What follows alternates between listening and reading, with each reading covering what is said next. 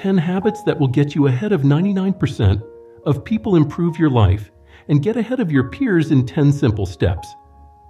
The concept of habits became extremely popular in the recent years, mostly due to the personal development wave brought up by the Gen Z culture. Also due to the books that appeared in the recent years, out of which the most famous and a favorite of mine, Atomic Habits. Mostly all this movement is about is taking control of your life. People were living on autopilot for so long, adhering to standards imposed by society, doing what needed to be done, without keeping track on how they spend their time. As mental health became something people took seriously, it was inevitable that we would go to the cause of these issues and analyze what we do with our lives, and that is tracking habits. The Unrealistic Habits movement. The huge talk about habits and attention spent on it sparked a lot of analysis into high performers, celebrities, CEOs, entrepreneurs, investors, and any personality that is even remotely famous or has a following. Out of these podcasts, books, and YouTube videos, there appeared a multitude of habits and routines that are not only unsustainable and unrealistic, but they might cause anxiety and strain on the body, which defies the purpose of having them in the first place. So let me tell you something once and for all. You don't have to wake up at 5 a.m. If that doesn't work for you, you don't have to do anything. The one thing you have to do is listen to your mind and body and choose from these habits only what works for you and brings you a certain benefit. The 10 habits that improved my life. What I'm planning to give you today is a list of the habits that I have personally picked from the thousands that are popular, implemented, tested, and adjusted into my life. The order is completely random, so let's begin. 1. Have a good sleep hygiene. In my own personal development journey, I was working on multiple aspects of my life: fitness, relationships, nutrition. But I was always leaving sleep as something to tackle on down the road.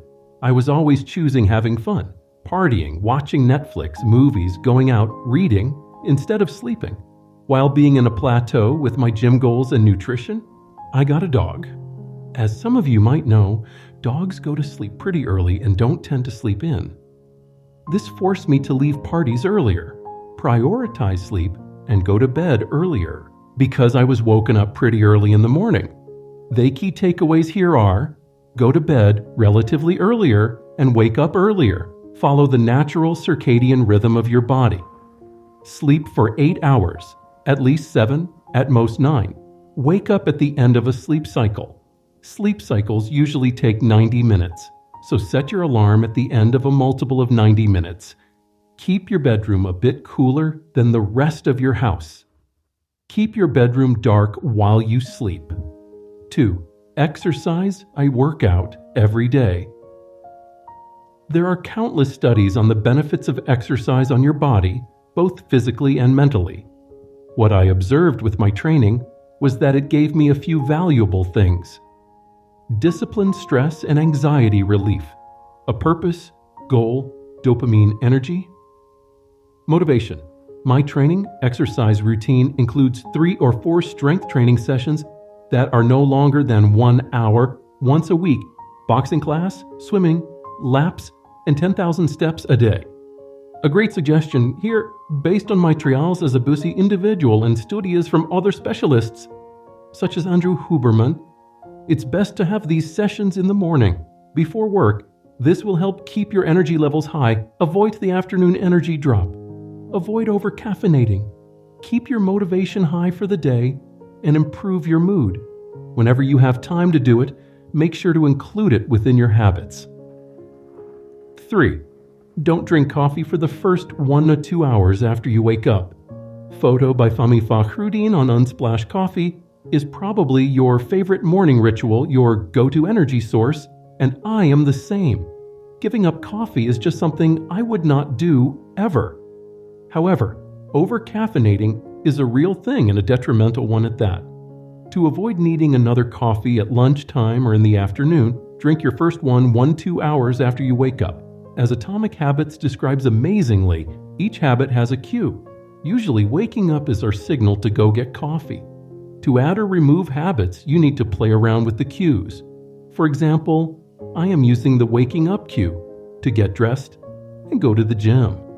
After that, I come home and get ready for work. At 9 when I turn on my laptop, that's my cue to drink my coffee. Usually I wake up at 7 or 7:30, so I have between 1 and 2 hours before my coffee. 4. Use to-do lists to plan your day. Whether you do this in the morning before starting your day or in the evening when you finish your day, this is a very helpful tool. The main benefit I observed about this is that it offloads a lot of mental pressure from myself and I feel less stressed. This is because we are constantly trying to remember and not forget what we have to do, and we keep pressuring us so we don't miss anything. So write them down, plan it ahead, and you can just enjoy the ride and check out your next task. I admit that my work and life doesn't always make it easy to know ahead what I will do that day. But the solution, I found it to add the tasks that I would like to do that I have to do and I know about.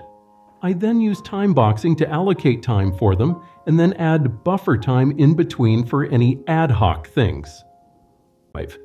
Use time boxing to structure your to-do list. Time boxing is a technique I have talked about in other articles and that many high performers use, such as Elon Musk. It basically means allocating a time frame for each task. For example, I read emails from 11 to 12 uur. During that time, I am only doing that and nothing else. This ensures that you will not do a half job and will finish the task with your full attention involved. It will feel a lot more rewarding. Multitasking is the biggest lie you've ever been told. Our brain can only truly focus on one thing at the time. 6. Have a self-care routine. I admit, this is something that I'm struggling with as well. I don't know if it's a male thing, but studies show that men are not great at this habit. However, having a self-care routine in the morning and in the evening is a powerful habit, besides the skin, hair, and wellness benefits. A morning self-care routine will be your cue that the day is starting, and you can link up another habit after, such as going to the gym or running. It will subconsciously prepare you for tasks and will make you feel ready, which will increase your productivity, especially if you work from home. An evening routine will be your cue that the day is coming to an end and will subconsciously signal your brain to unwind and secrete more melatonin because it means it's going to bed. This is a great habit in itself, but even more useful to link up more habits together. 7. Avoid bright light before bed. Your body is naturally programmed to follow a circadian rhythm. In prehistoric times, it used to follow the sunlight. In more modern times, we don't structure our days based on sunlight, and we are exposed to bright lights from devices up until late at night. As it gets dark and late, our body will start to produce melatonin, the hormone that helps us with sleep. If you watch TV or scroll on your phone before bed, your melatonin production will drop significantly, and it will cause sleep issues such as insomnia or restless sleep. 8. Read every day. I know you've heard this a lot, but let me explain. I don't agree with other pieces of advice like this I read online that say read a few pages a day. That advice is not coming from avid readers. You should not do it for the sake of doing it, or for the number of pages or books read a year. You should do it for knowledge and development. A more accurate advice is read every day. That's it. Read until you understand the idea. Don't read 20 pages because that might be half a chapter and you don't get the idea. Don't read 30 minutes as that might be a chapter and a half. Read one idea. One chapter, if that's doable, or just one idea that makes sense. It might be just a page, but if you get the whole picture and that's all you can do today, that's great. You have something to think about and process. 9. Journal as often as you can. You will notice I didn't say every day. And that because I am not talking about the classic Dear Journal, today I did this and that. I am talking about expressing your feelings and diving deeper into yourself. Journal when you feel like you need to. And try to clarify your thoughts. What is bothering me right now? Why am I stressed or have anxiety about? What am I feeling good about? What am I feeling grateful for right now? How I am feeling lately? The purpose is to understand you better and process feelings and emotions. 10. Meditate every day. Here's a habit that I suffixed every day to. However, find the meditation that works best for you. The purpose, if it is to be silent, slow down your mind. Eliminate all the thoughts and just be. Don't think, don't do anything. Just focus on your breath or something else. Meditation can mean different things for different people. Can be transcendental meditation, yoga, breath work, or simply a walk. Here are a few ways that I meditate. Transcendental meditation, breath work, a walk, sit silently, and eliminate any thoughts, visualization, workout, listen to music and focus on it, take a shower. It doesn't need to be hard. It just needs to slow you down and get you inside of yourself rather than focused on what's happening outside. These are some of my habits, but definitely the ones that brought the most value into my life. Remember, it's not a race, and it's definitely not a path laid out that we all need to follow. Do what works for you. Experiment. Something will stick. Be patient. This is Krishna's motivation. If you like this video, please give it a big thumbs up and share to friends. And subscribe our channel to support our work. Thanks for watching.